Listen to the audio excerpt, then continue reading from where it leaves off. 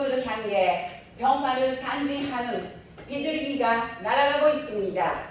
즉 한반도의 평화 통일은 인간 중심이 아닌 하나님의 중심으로 통일을 이룰 때 비로소 진정한 평화가 찾아오고 온 인류가 우러러보는 하나님의 조국 신통일의 한국을 이룰 수 있다는 뜻입니다.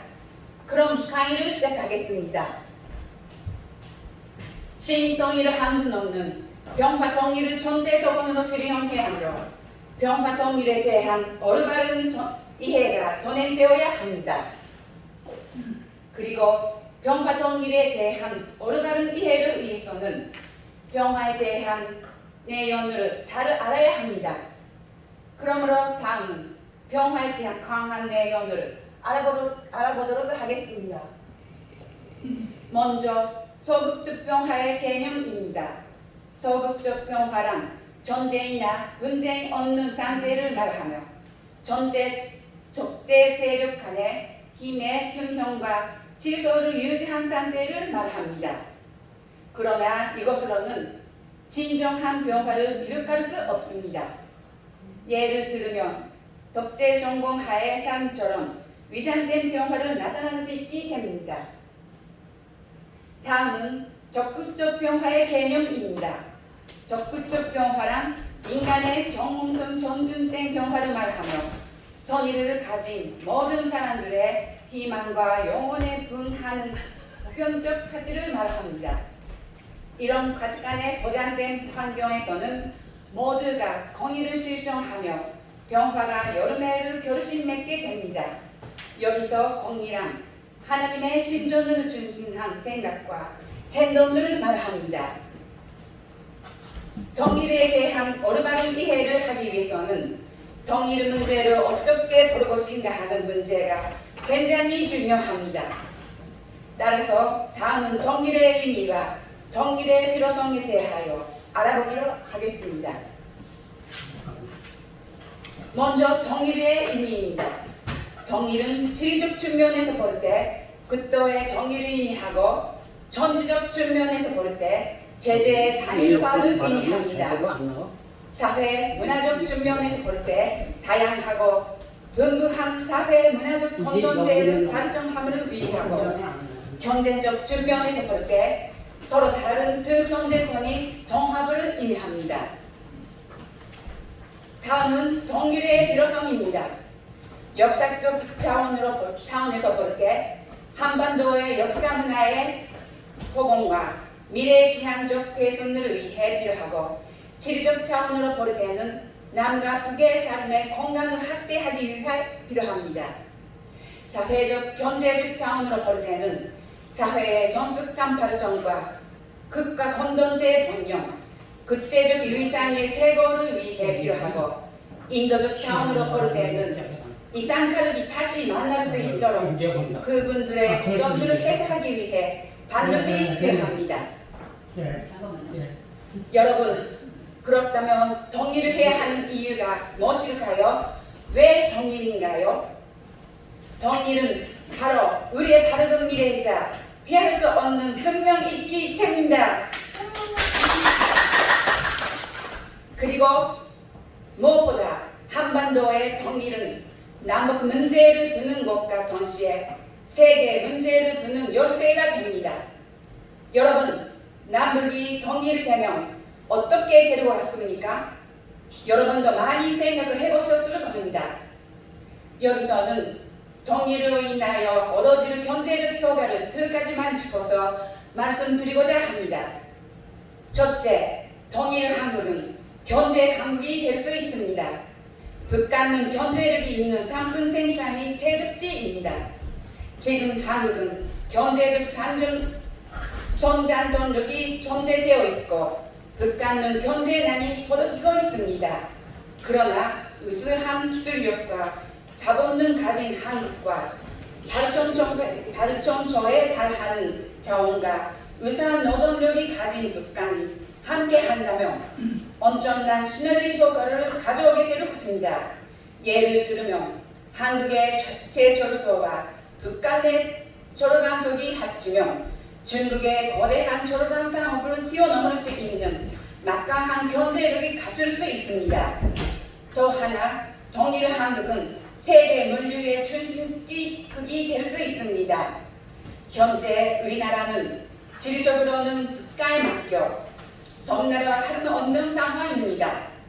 통일은 대륙과 해안으로 모두 연결할 수 있는 반도의 지리적 특성으로 살리는 길인 것입니다.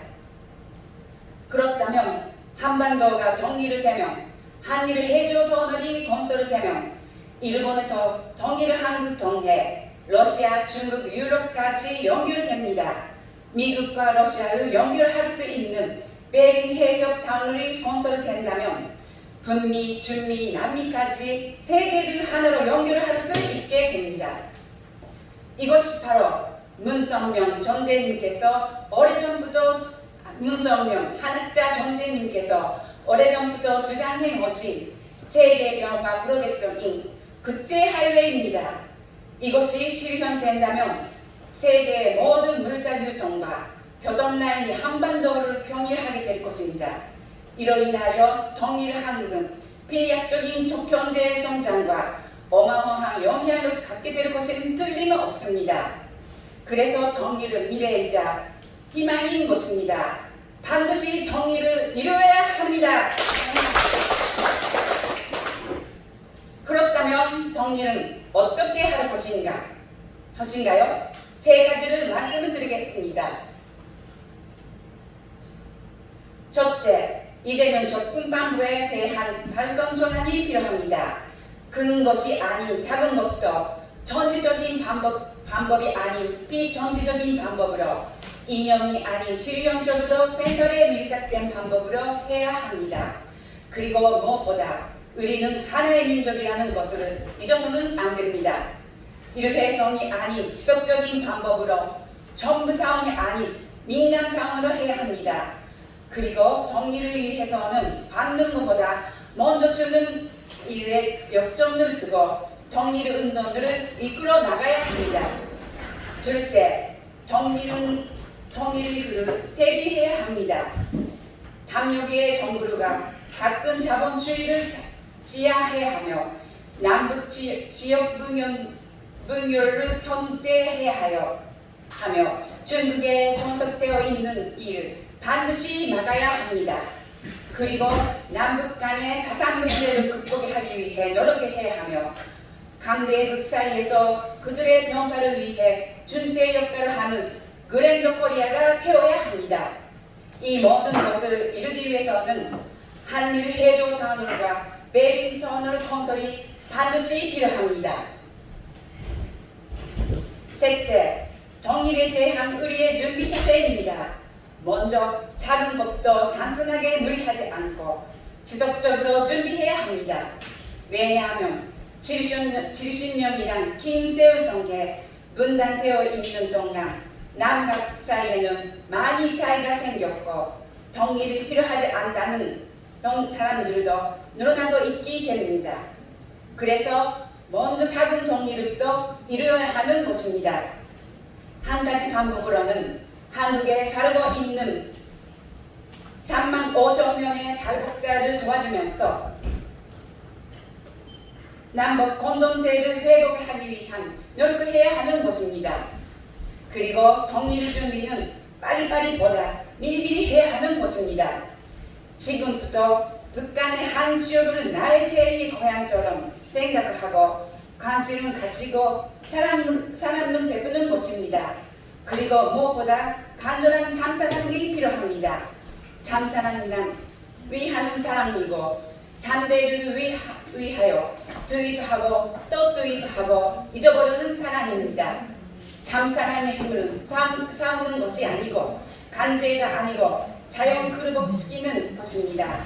참사랑보다 강한 힘 없습니다. 그러므로 참사랑 통일 운동만이 평화 통일을 이룰 수 있습니다. 여기에 계시는 여러분이 앞장서서 간절한 참사랑을 실종한다면 반드시 통일을 이루어집니다. 결론적으로 남북 통일은 어떻게 해야 하는가?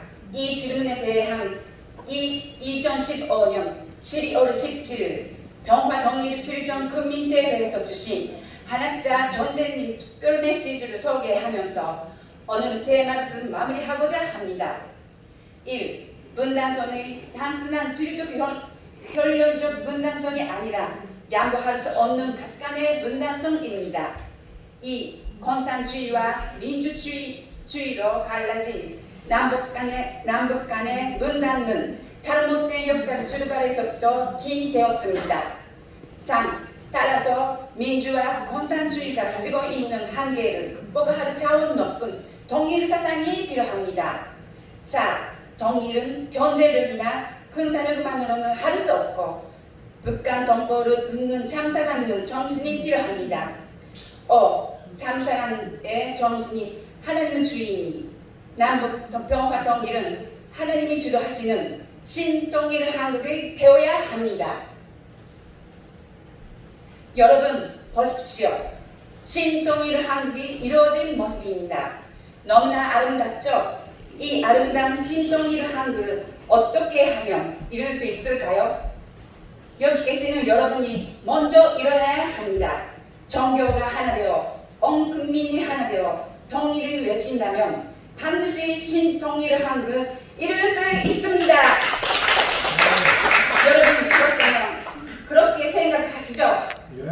네. 여러분 평화의 어머니, 통일의 어머니신 한학자 전재님과 하나 되어 여러분이 앞장서서 하나님의 조국, 평화의 나라, 신통일 한국을 반드시 이루어냅시다.